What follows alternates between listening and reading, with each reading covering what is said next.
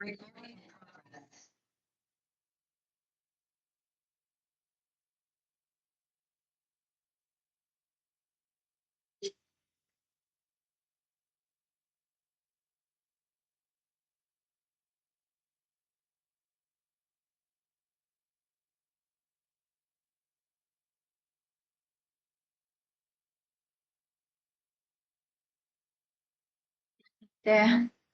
เพิ่นเฮามาเริ่มตัวนี้เนาะโอเคทุกคนอ่ะเห็นหน้าจอแล้วได้ยินเสียงอาจารย์บอก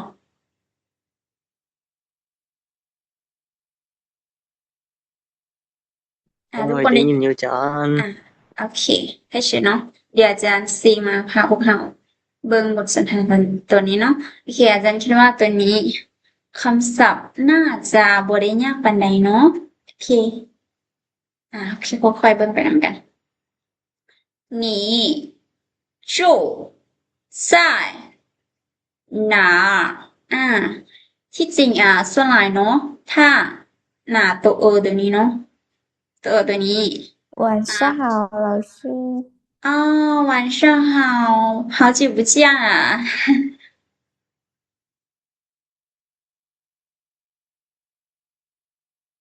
对了，น้องหมอบ่ได้เข้ามาเรียนนำอาจารย์โอเคสมัยเนาะ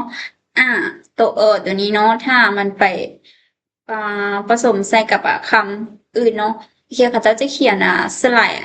เขาเจ้าจะย่อตัวอีตัวนี้จะบ่ได้ใส่เนาะแล้วเขียนเป็นอะไรก็คือหนาโอเคเดี๋ยวอาจารย์จะให้เบิ่งเนาะแต่อันนี้ให้พวกน้องรู้ว่าอันนี้เป็นตัวเนาะแล้วตัวนี้เป็นหมายคาดเอาไว้โอเคความหมายคือมันเป็นอีกคำหนึ่งเนาะแต่ว่าเวลาเขาเจ้าเขียนเนาะเขาจะใส่แบบนี้ค่ะเนาะอ่าก็คือโตเมื่อกี้ก็คือแบบจะย่อเข้าไปเลยเนาะเขาจะได้เขียนเป็นอ่าตัวหนาตัวนี้ตัวนี้จะเป็นหนาเนาะหนาแล้วตัวตัวนี้เขาจะก็จะย่อมาเป็นเหลือได้ตัวเนาะฉะนั้นเวลาพวกน้องไปเห็นตัวสมมติไปเห็นพินิจเนาะตัวที่มันมีตัวอยู่ตัวนี้อยู่ทางหลังก็คือให้เข้าใจได้เลยว่ามันเป็นตัวเนาะเป็นตัวของตัวนี้เนาะแล้วเขาจะย่อมาให้มันเหลือได้ตัวโอเคอันนี้เนาะให้คุณน้องเข้าใจแบบนั้นโอเค你住在哪你住在哪จะเว้ามันจะเว้าออกแบบว่าหนาเนาะหนาแล้วก็ออกตัวทางหลังเนาะหนาหนีเจ้าชู่ชู่ตัวนี้มันพัดหรือว่าอาศัยหรือว่าอยู่เนาะใส่ใส่ตัวนี้ก็แปลว่าอยู่เนาะหนาอยู่ใส่เนาะหนาตัวนี้มันใส่你住在哪เจ้าพักหรือว่าเจ้าอาศัยอยู่ใส่我住在塔伦ถาหลวนตัวนี้จะเป็นธาตุหลวงเนาะเพียงแต่ว่าในภาษาจีนเขาจะเอิ้นธาตุหลวงเป็นถาหลวนเนาะถาหลวนผู้ชินนี่เนาะ我住在塔伦คำนี้คำศัพท์ตัวนี้มันจะเขียนยากนิดนึงเนาะน้องบ่ต้องซีเรียสเทื่อกับตัวถาหลวนนี้เนาะถาหลวนนี้จะเป็นธาตุหลวงซื่อๆเนาะแต่ว่าในภาษาจีนเขาจะเอิ้นธาตุหลวงเป็นถาหลวนเนาะฉะนั้นบ่ต้องซีเรียสเนาะคำนี้ว่าไว้ก่อนก็ได้บ่ต้องซีเรียสค่ะผู้จินผู้จินแม่นไกลๆเนาะผู้จิน你呢我会เนาะ住在อาศัยอยู่หรือว่าพักอยู่ถาหลวนธาตุหลวงเนาะผู้จิ้นใกล้ๆหรือว่าแถวเนาะแถวหรือว่าใกล้ๆนี้เจ้าเนอเด我住在塔伦附近你呢ค่อยพักอยู่แถวธาตุหลวงเจ้าเด อ๋อที่จริงอันนี้มันจะเป็น2เรื่องเนาะโอเค我住在东都อ่ะตงตูเป็นดงโดกเด้อตงตูแต่ว่าอยู่ในภาษาจีนจะเอิ้นเป็นตงตูเนาะดงโดกชุนชุนตัวนี้เป็นบ้านเนาะชื่อบ้าน我住在东都村我住在东都村我会住在อาศัยอยู่หรือว่าพักอยู่เนาะ东都东都东都ดงดกเนาะชุนบ้านดงดกค่อย我住在东都村ค่อยพักอยู่บ้านดงดกโอเคอ่ะตัวบททางเทิงนี้พวกน้องฟังทันบ่พอเข้าใจบ่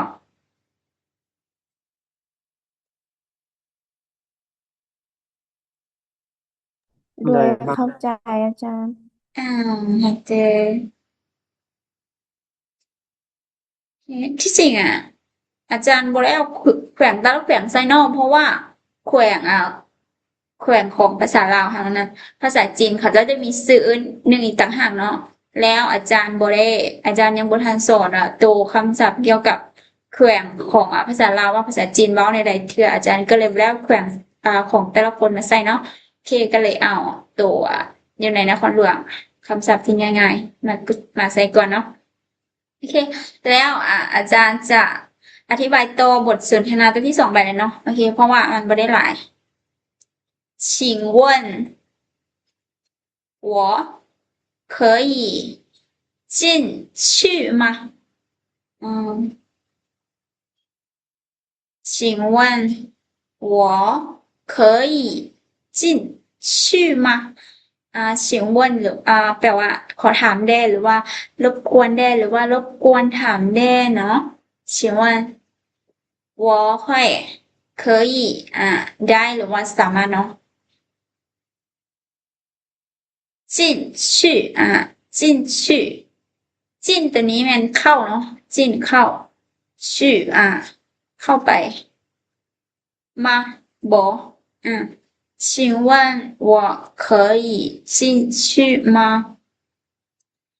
ขอถามได้ค่อยสามารถเข้าไปข้างในได้บ่เนาะก็คือแบบ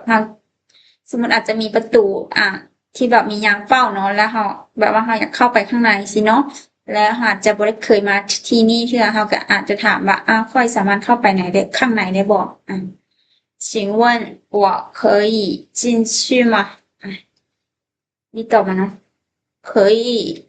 请进请进可以请进可以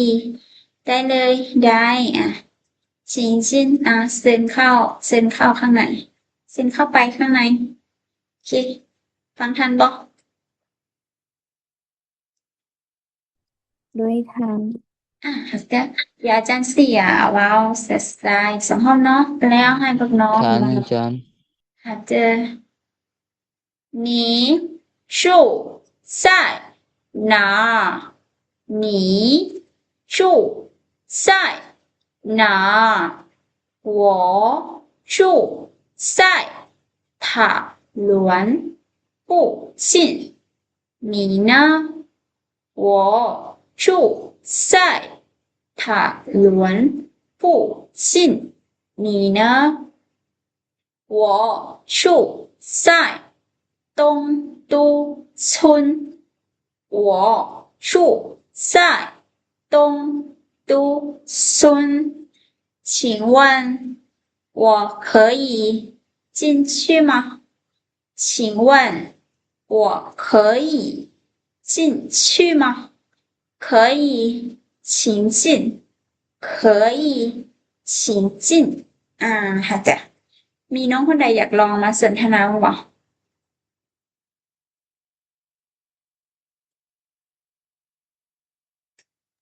หลังอาจารย์ โอเคน้องหมอน好的มีน้องคนใดอีกบ่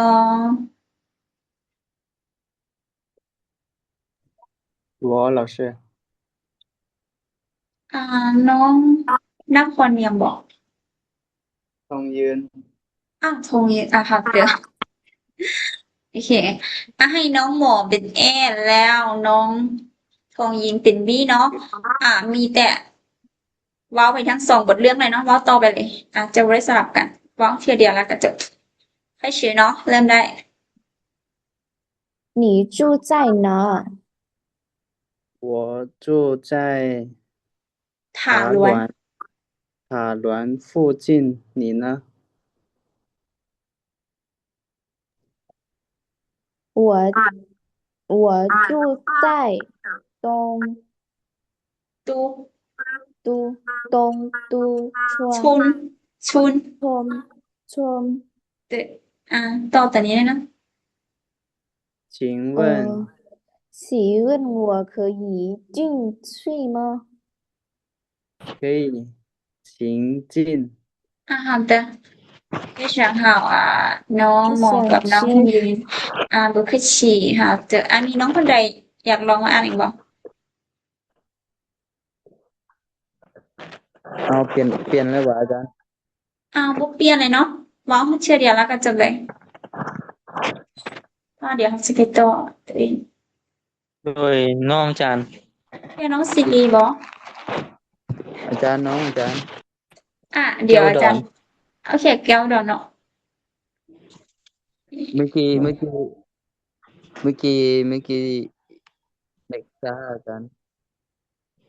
น้องแก้วดอนมีน้องคนเด็กบอก โดยเมื่อกี้เน็กซ่าได้ออกไปแล้วให้คนมานี่อาจารย์แล้วเหรอ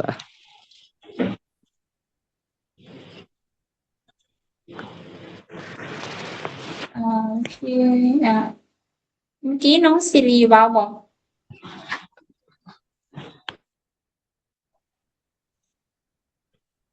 โอเคน้องได้ยินบอกน่าจะบูมสัญญาณนะโอเคมีน้องคนใดอยากลองมาสนทนากับน้องแก้วดอนบอกบอกอาจารย์น้องเป็นเอหรือเป็นบีอาจารย์น้องซิลีซีมาสนทนากันบอก โดยเน็กซ่าอาจารย์เน็กซ่าโอเคโดยบ่เป็นหยังเพราะว่าอาจารย์เว้ากับน้องซิริไปหลายรอบแต่บ่ได้ยินเสียงตอบเนาะโอเคให้น้องให้น้องแก้วดอนเป็น A แล้วให้น้องซิริเป็น B เนาะ开始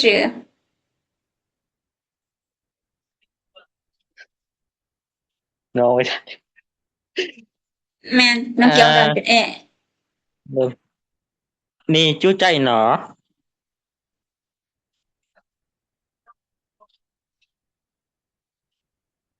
น้องซิริสัญญาณน่าจะช้านะโอเค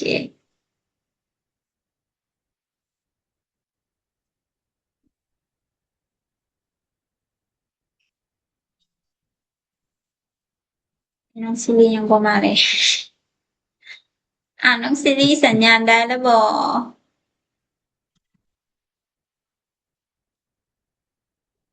โอเคน้องซิริสัญญาณน่าจะบ่ได้เนาะโอเคเดี๋ยวเดี๋ยวน้องเดี๋ยวอาจารย์จะสนทนากับน้องแก้วดอนเนาะโดย好的，我住在塔罗附近，你呢？我จู้ใจตรงตู้ชุนน้องต่อเลยนะ请问我可以进出吗可以，请进。是啥客气เที่ยวเป็นอย่างนะน้องซิลีรู้สึกว่าเสร็จมื้อนี้คืนนี้เน็ตเราจะซาเนาะโอเคเฮามาเบิ่งตัวต่อไปเนาะในหมวดเกี่ยวกับอารมณ์ความรู้สึกเนาะโอเคเดี๋ยวจะนึงก่อนอ้าวบทสนทนาหลายเติมเนาะบทสนทนา好的感觉感觉感觉是ไว้เนาะตัว觉得นี้ตัว记得นี้ตัวยูตัวนี้จะเป็นตัวยูที่มีสองจำถึงเนาะแต่ว่าอยู่ในกรณีนี้ที่มาผสมใส่ตัว จีตัวนี้เขาจะบ่ได้เขียนให้เฮาเนาะ感觉รู้สึกรู้สึกเฮารู้สึกเนาะหรือว่าความรู้สึกของเฮา我的感觉รู้สึก爱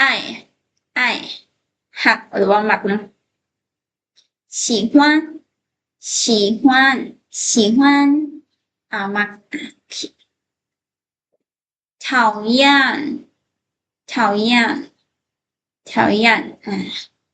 เกลียดเนาะบ่มัก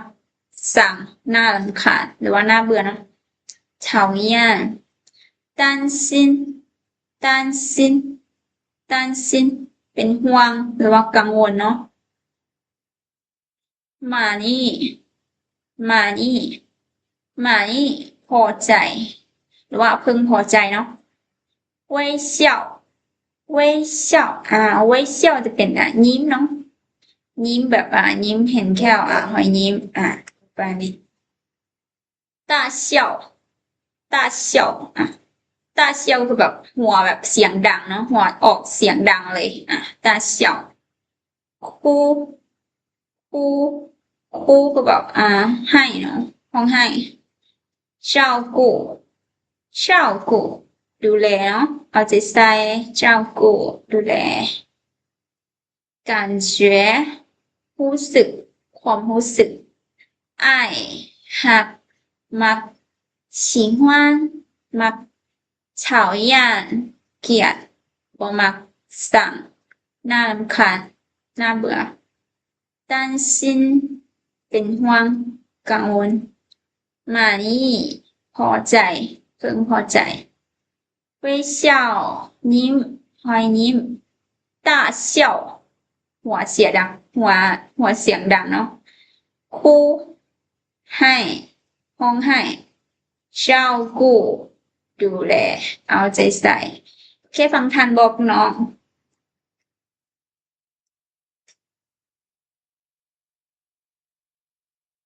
ทุกคนได้ยินเสียงอาจารย์อยู่บ่ โดยได้ยินอยู่อาจารย์ เดี๋ยวฟังทันบ่อาจารย์อธิบายไปเมื่อกี้นี้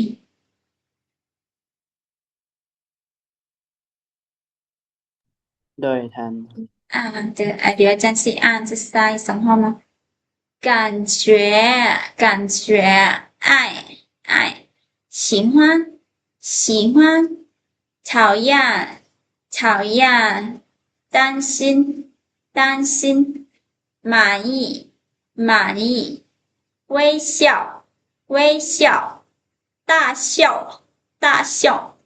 哭照顾好的มีน้องคนใดอยากลองมาอ่านบ่น้องอาจารย์好的开始感觉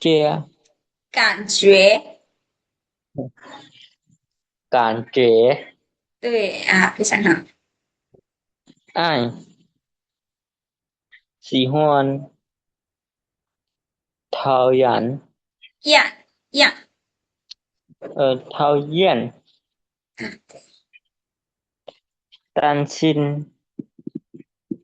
满意微笑大笑哭照顾非常好น้องแก้วดอน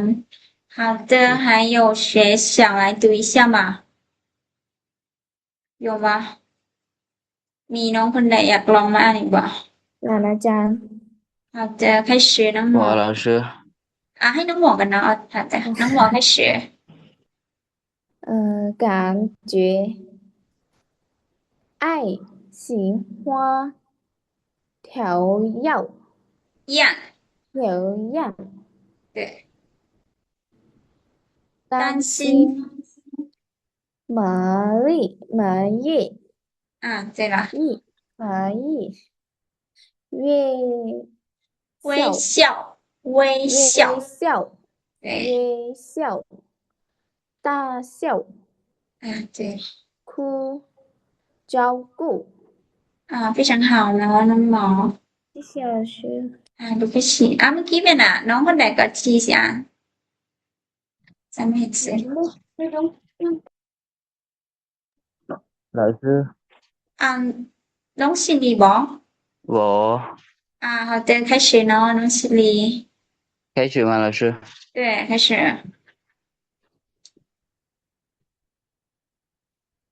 เริ่มได้เนาะ对感觉爱感觉爱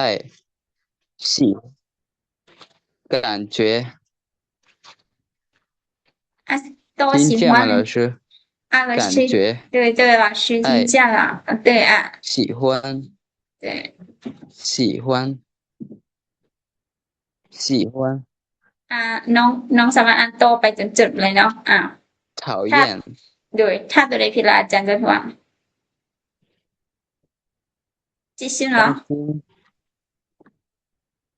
满意担心满意微笑大笑哭照顾非常好น้องชิลียังมีน้องคนใดบ่มีอาจารย์น้องคนนี้กันมีน้องสมัยบ่โดยแม่แล้วให้กับเขาเรียนมื้อนี้เด้เขาเจอเลยเนาะเริ่มมาเลยเนาะโอเคเดี๋ยวบ่ได้ตัวใดเดี๋ยวอาจารย์สิสอนติโดยการ笑感觉เนาะ感觉感觉觉การ觉对爱喜欢小燕讨厌讨厌讨厌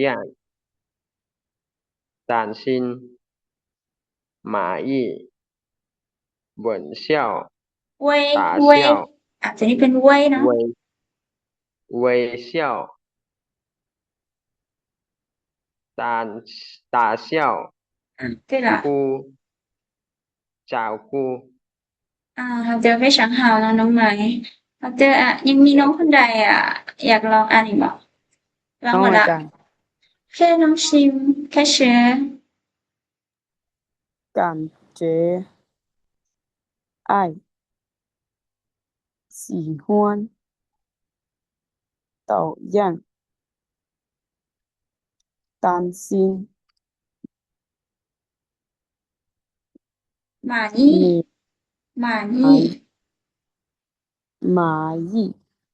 对了微笑大笑哭照顾好的非常好น้องชิมโอเคอ่านหมดทุกคนแล้วเนาะอ่านหมดทุกคนแล้วบอก